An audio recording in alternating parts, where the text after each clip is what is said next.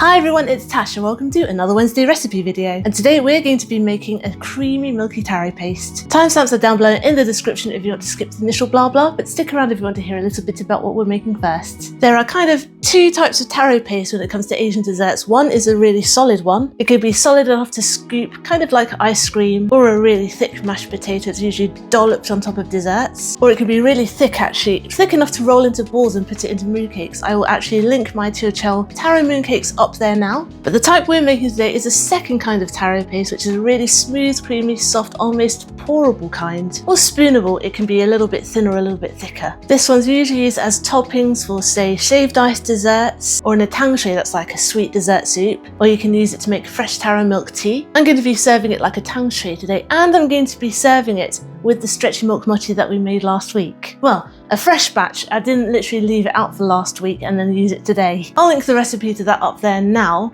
but it's really super simple. It's just tapioca flour, milk and a little bit of sugar. Today we're going to be focusing on the soft taro paste. We're going to cheat a little bit with the colour, but we're going to do it in a natural way. You will find out in the recipe. So with all that said, let's go to the kitchen and see how it's done. Here I have 150 grams of raw taro root. This is actually frozen. Fresh is best, but frozen will do. Future Tash here, just a note to say if it's frozen then thaw it before you cook it, or if you're cooking it from frozen, add about 15 minutes to the cooking time. I'm just going to pop this in my lined steamer basket.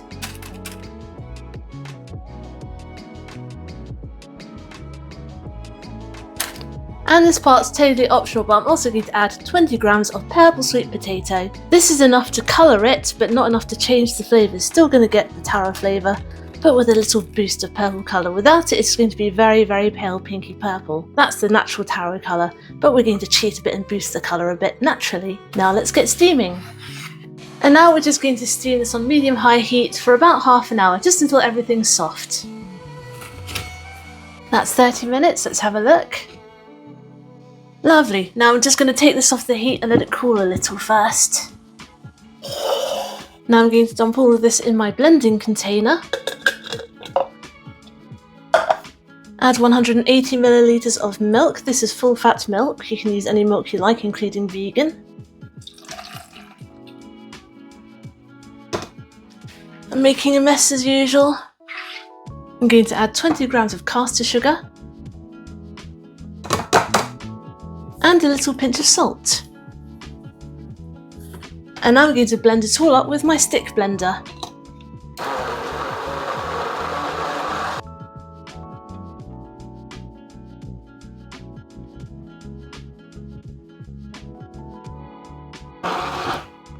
Beautiful, just the right colour. Don't forget to scrape every last bit off. And now you can just serve it straight away, but I like to chill it, so I'm going to be lazy and chill it straight in its container. And I'm going to pop it in the fridge to make a dessert tomorrow. You can serve it straight away, like I said, or this can keep in the fridge, it's say 2 or 3 days, not too long, because it has fresh milk. Let's serve up our taro paste. I took it out from the fridge and let it come to room temperature. It is still a bit solid, but as it warms up it gets more liquidy. Let's scoop a bit in.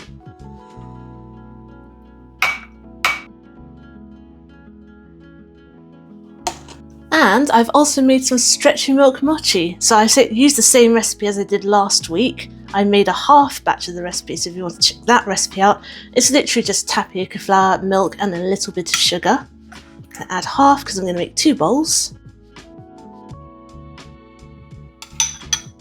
And I'm just going to sprinkle some dried osmanthus flowers over because they're pretty and tasty.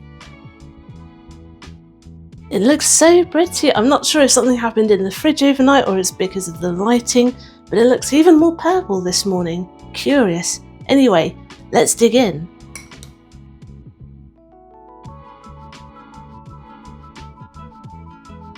The taro smell is absolutely delicious. I'm going to get a little bit by itself without the mochi. Hang on. Cheers! super smooth and silky, plenty of taro flavour, and you don't really taste that sweet potato at all because we put so much taro in there compared to the tiny amount of sweet potato. It only served to colour it a little bit. The purple sweet potato is totally optional, by the way. It doesn't affect the taste or the texture of this, but it does boost the colour a bit. Otherwise, like I said, taro's natural colour when it's all mashed together is a very light pinky purple, almost a little bit grey. This just looks even more intense. So there you go, a creamy, smooth, spoonable taro paste. Thanks for watching. I hope you enjoyed today's recipe video, and I hope you will join me next Wednesday for my next one. Get the full written recipe on my blog tashcakes.com, follow me on Instagram, I'm tashcakes.tastes, and find me on TikTok too, I'm tashcakes there too, but my handle is food in slow motion. Subscribe and hit the notification bell if you'd like to see more, give this video a like if you'd like to help other people find it, comment down below if you'd like me to make anything in particular, and I'll see you all next time. Be good, be nice, and have a good week.